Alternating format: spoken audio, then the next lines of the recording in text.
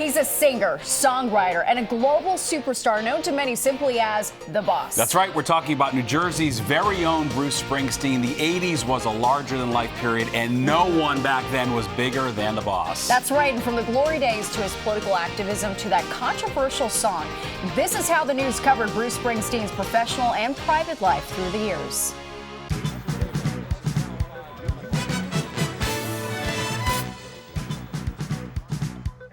We began in 1985 when it was impossible to go anywhere without hearing Springsteen's mega hit Born in the USA, especially around the 4th of July.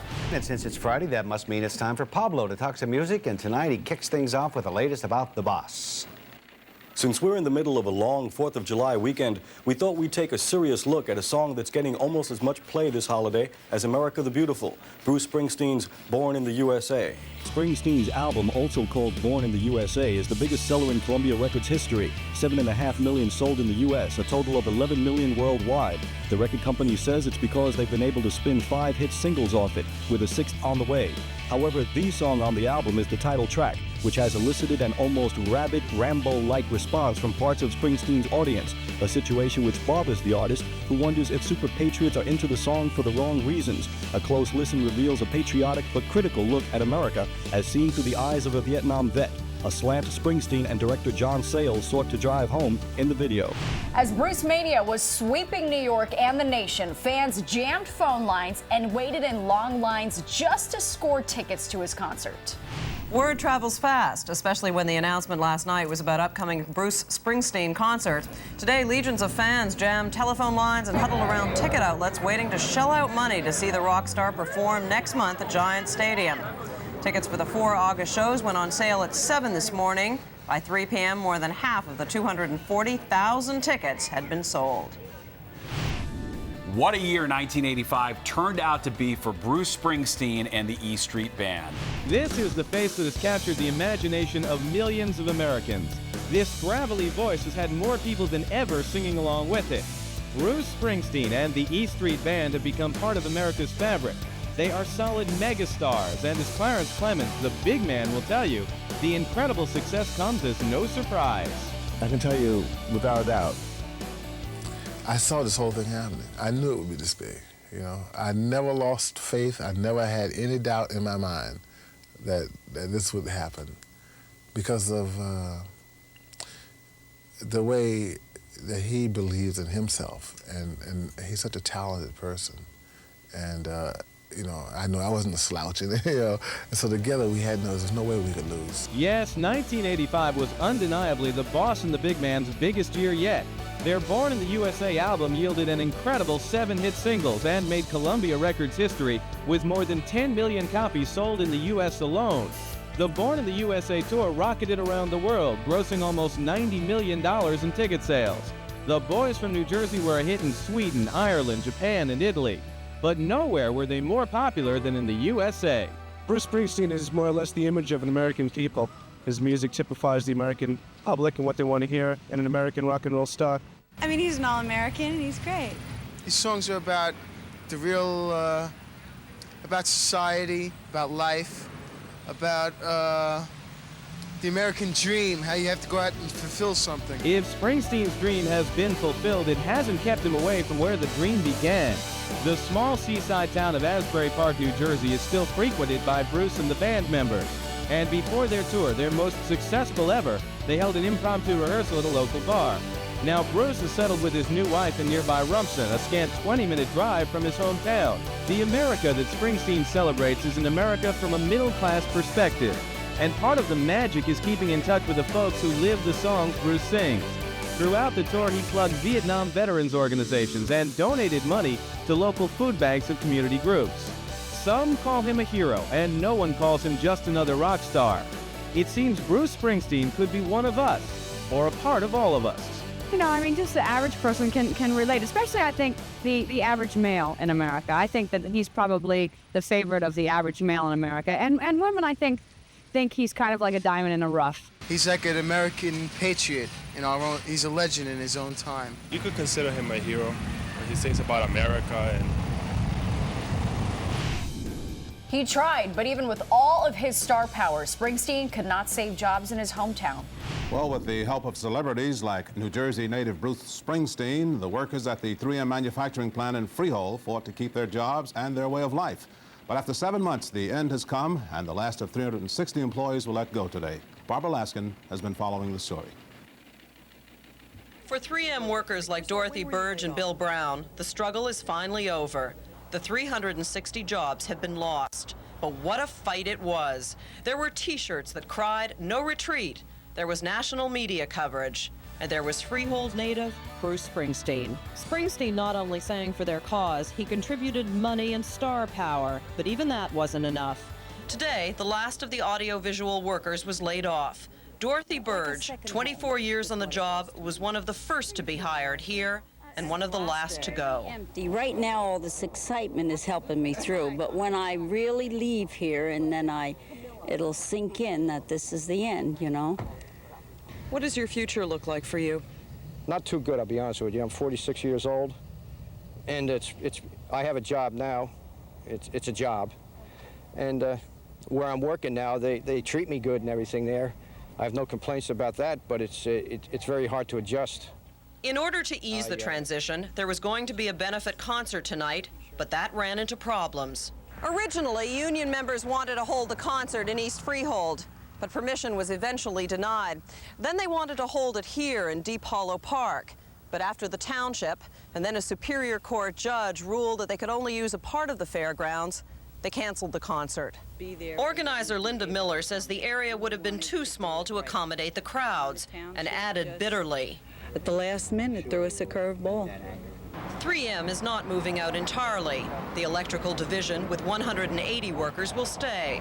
But the audiovisual department, the bulk of the work done here, will end up in non-union plants in Minnesota and South Dakota. A company spokesman said he wished it could have been otherwise. But 3M had to move to remain competitive. It strictly was a business decision based on economics.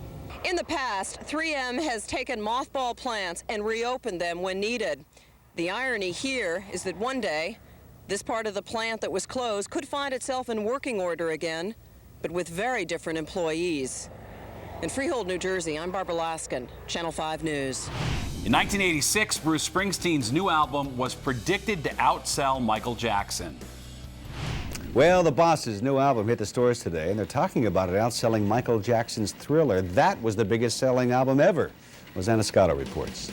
Many people say to truly appreciate Bruce Springsteen, you must hear him in concert. Perhaps that was part of the reasoning Columbia Records used in putting together a 40-song set of the Boss's live performances from 1975 to 1985. Today, the album hit the stores. The fans weren't exactly dancing in the dark waiting for Springsteen's new album to arrive early this morning, but there was one diehard at Tower Records in Lower Manhattan. I figured there would be a crowd or something, so I got up at 5 o'clock in the morning and I came down here. And there's not a crowd, I'm the only one here. Tower was one of the stores that received an early delivery. The truck loaded with 7,000 albums, cassettes, and compact discs arrived about 7:45 this morning. The store opened its doors minutes after, and by that time, a dozen more fans were ready to buy. I'm a big Bruce fan. I've been waiting like weeks for this. He's the god of rock and roll as far as I'm concerned. He's the greatest lyricist I've ever heard in rock and roll. Greatest live show. He's just awesome. The albums, cassettes, and CDs are selling anywhere from $20 to $33. Local radio stations were previewing the record all weekend, and at least WPLJ thinks the quality on even some of his early material was good. It's like asking, what do you think of an early Picasso? The talent is there, it's Bruce. So will the new Bruce Springsteen collection be a hit or just hype? According to a New York music critic, the album is born to run straight to your heart. From Manhattan, Rosanna Scotto, Channel 5 News. It was where some of Bruce Springsteen's first gigs were performed, but the future of the Stone Pony has been in jeopardy several times over the years. There's an old rock club in New Jersey that is famous now, and to some it means progress, but to others it's in the way of progress. Rosanna Scotto reports on what looks like the beginning of the end of a place that was the beginning for people like the Boss. The Stone Pony in Asbury Park was just another rock club until Bruce Springsteen played there and put it on the map. Then other stars followed like Bon Jovi and Johnny Winter. Now the city has the club marked for demolition. Asbury Park was once described as the gem of the Jersey Shore. Now the Director of Development calls it a blighted or depressed area. More than half of the 17,000 people living here live below the poverty level. The city hopes to bring new life back here, and they say the Stone Pony is standing in the way of urban renewal. The city's primary objective is to redevelop this city, and we see the city's future as being a residential community. The townhouses are already going up, and so are the expectations that this will bring people back. The developer says the Stone Pony would just be too noisy in a residential area. The club has been on the corner of 2nd and Ocean for the last 13 years. The owner was out of town today, but the manager said they're all upset. It's just like knocking down your house you were born in. Musically, that's what it is. The developer says he is planning on relocating the club. Well, we're looking now at the casino complex, which we want to turn into just a whole themed, music-oriented complex, and it's a place for the Stone Pony. But musicians and fans agree it just won't be the same. Asbury needs a change, there's no question about that. However, the Pony has to somehow sustain itself. What would this mean to the musical community if this place was torn down? I think it'd be a shame. I really do. As it stands right now, the Stone Pony could be torn down as early as next year. The owner says he'll relocate only if he's forced to, and many are wondering if he does, can he recreate those glory days? From the Stone Pony in Asbury Park, Rosanna Scotto, Fox News Channel 5. Things may never be the same for rock and roll fans down on the Jersey Shore. For years, they crowded into a tiny club in Asbury Park to hear the up-and-coming stars, and Bruce Springsteen, the boss himself, would sometimes drop by. But now those days are probably over, as Jeff Weiser reports. Bon Jovi played there, and Bruce Springsteen, too. Springsteen and Bon Jovi went on to worldwide fame and fortune, but they all can trace their roots to the New Jersey Shore. Some of their first gigs were here at the Stone Pony in Asbury Park. But as of now, the Stone Pony's glory days are over. The Rock and Roll Club was shut down on Tuesday on orders from its bankruptcy trustee. A spokesman for the club owner says it's just not making enough money to cover its expenses. Rock fans are saddened by the news, including Margaret Potter, who used to go to the Stone Pony all the time and even ran her own club nearby that featured the same acts, including Bruce Springsteen. I paid them all $15. That's what my husband and I paid them to stay for the night from 8 o'clock until 4 o'clock in the morning. Carol Ann Keller worked at the Stone Pony as a bartender. It just really saddens me that this is like, it's another ending instead of a beginning. The Stone Pony filed for Chapter 11 in 1989, and for years there have been reports that the club would be demolished for Asbury Park housing development.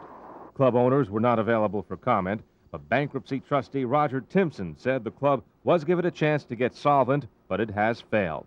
And while some still hold out hope that it will reopen, Timpson told Fox News it's been closed permanently, and it'll be put up for sale in a couple of days. It's not just rock fans who will suffer, but musicians as well, including Joan Lipman, a leading player in the group called Lip Man and the Lips. I've always aspired to play there, yeah. To me, it's a big venue. To me, it's almost like playing like Radio City Music Hall. You know, locally, it's a really big deal to play at the Stone Pony, and I feel terrible.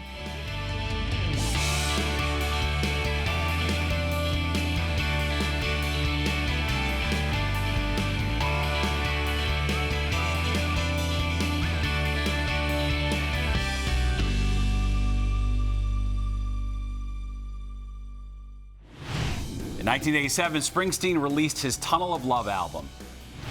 And Bruce Springsteen, another superstar searching for the meaning of it all. His new album, Tunnel of Love, hit record stores today, but this time it's a different Springsteen.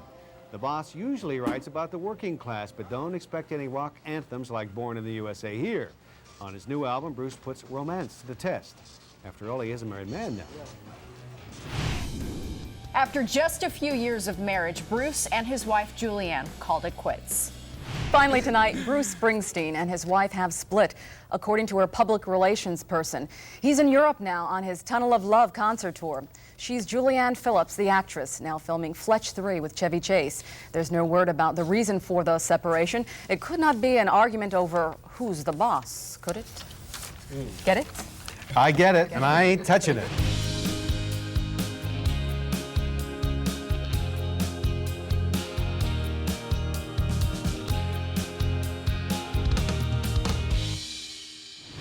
After a 5-year break, the boss released not one, but 2 albums. Well, a lot of record stores were more than happy to open up early today so they could play their favorite tune, a ringing cash register.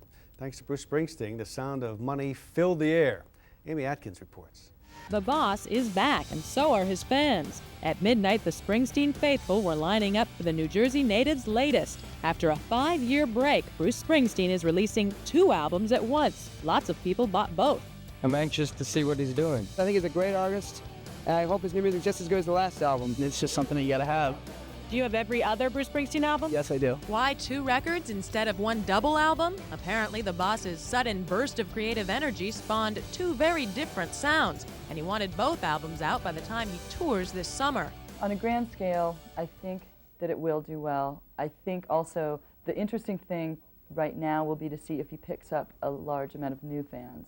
I'm not usually a big fan of Bruce's, but I like these. I've heard them. I think that his fans who have waited this long for an album release are going to, catapult it up to, the top of the charts. And for him, it's important because he has a lot of material. He's very prolific. This is a Super Tuesday of sorts for the record industry, with new releases coming not just from Bruce Springsteen, but also Naomi Judd and Def Leppard. Executives hope that music fans voting for any of the above will give the recession-hit industry a push.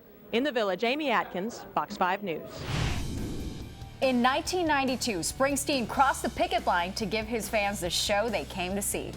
Bruce Springsteen is certainly a hero of the working class, but he found himself smack in the middle of a labor dispute in Tacoma, Washington.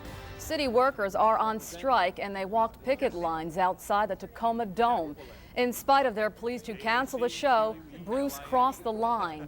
On stage, he explained why. I'm not here to play in the interest of the city. I'm not here to play in the interest of the management of this building or of anybody else.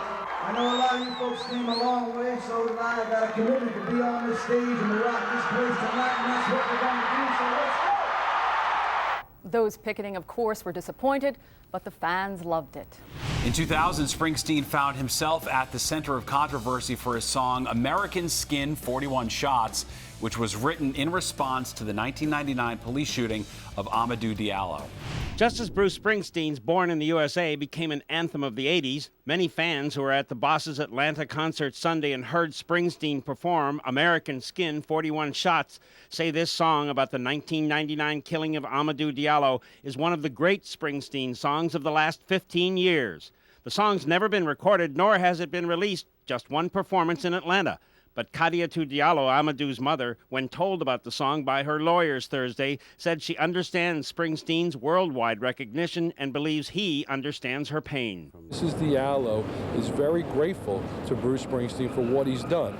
By having this song, he's elevated this tragedy so that the entire world can know what horror this family went through.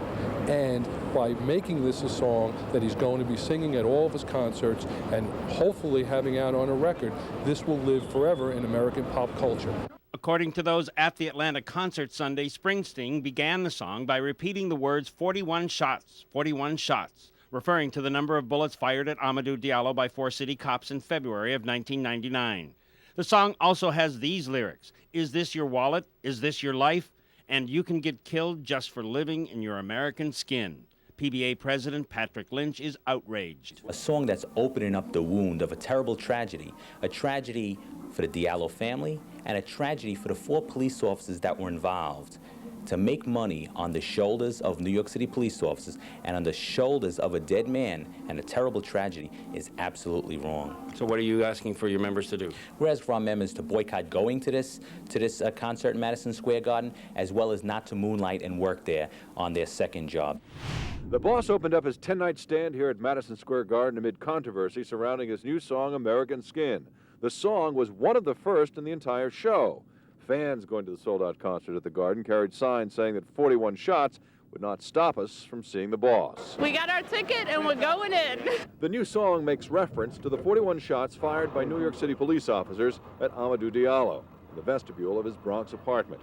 19 shots hit Diallo, killing him instantly. The police union called for cops to boycott the concert tonight, saying that this should be a time of healing. We do not want to have civil unrest in this city. We want to work with the community, but we cannot have songwriters come out and bring songs to New York City that are going to cause civil disturbance. But the police organization representing black police officers says that Springsteen addresses a serious social issue that no other artist has touched. I believe the PBA is off key. You cannot hail a dead body. Amadou Diallo is dead. You cannot hail that. Some off-duty cops did come to the concert, but they still planned on protesting the song. Cops put their life on the line every day. We don't get paid enough in this city. And for him to say something like that, he should have think twice. And when he sings that song tonight, I'm going to boo through the whole thing. In 2004, Springsteen jumped into the political arena with the Vote for Change tour. Well, it's called the Vote for Change Tour, and they have performed now in 12 swing states, and they ended up adding New Jersey to that list. And what they're hoping is to defeat President Bush. Springsteen fans got to the Meadowlands early, and they waited in long lines, too, for those gates to open. Now, this concert tour is a political one with a very clear message: to elect John Kerry. So now, are you here for the music, or are you here because you support the cause? Well, I'm here for both. What a combination, right? About 75% for the concert, 25% for the cause. I'm basically here for the cause first. Inside the Continental Arena, Springsteen rocked the house, and Jackson Browne also performed. Now, the deadline to register to vote in New York and New Jersey, that's come and gone already. That passed earlier this month. So what they're really hoping from tonight's concert is that it's going to stimulate people to actually get out there and vote come Election Day. That's the latest from here. We're at the Meadowlands tonight. I'm Linda Schmidt, Fox 5 News. In 2009, Bruce Springsteen made history as he held the very last concert ever at Giant Stadium. Crowds are packing Giant Stadium for one last time tonight. The boss is giving them a performance that will go down in history. And for all of us who couldn't be there, well, Fox 5's Coran Mahalik is giving us a glimpse of the show. Check it out. Okay, look at this. Jersey rocker Bruce Springsteen bringing down the house. The final performer here tonight at Giant Stadium. And for those lucky enough to get tickets, history in the making. We're back here for his last show. Yeah, lucky ticket holders knowing this night is one for the books. The last performance at the stadium. You want to feel my stomach? You're that excited? Yes, I'm that excited. Springsteen tonight wowing them at the stadium that had so many proud moments. The first Giants game kicked off here 33 years ago, and Jets games also bringing in great field memories. Legends like the Rolling Stones, the Jacksons' 1984 Victory Tour, the Rockin' Eagles, and where else but Giant Stadium could the late Pope John Paul II captivate such a massive crowd? A rockin' goodbye performance tonight as a new stadium will make its debut next year. All great things come to an end, and you just got to help it go out with a bang, and that's what we're here for. And that was the news then.